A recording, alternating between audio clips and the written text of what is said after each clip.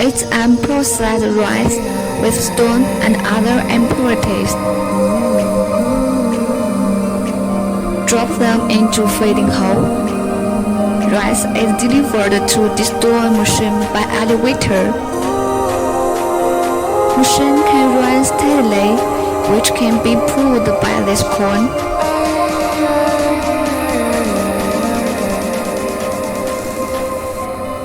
It's an outline of the stone that removes the stone from rice.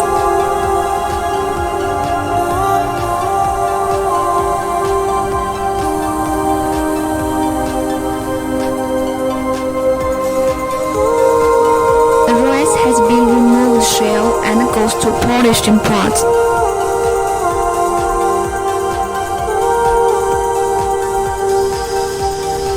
Rice comes out from left side and good rice is collected by another outlet. White rice broken rate is less than 3%. This is a rice shell crusher machine and final product can be used to feed animals. Please click our website to get more info.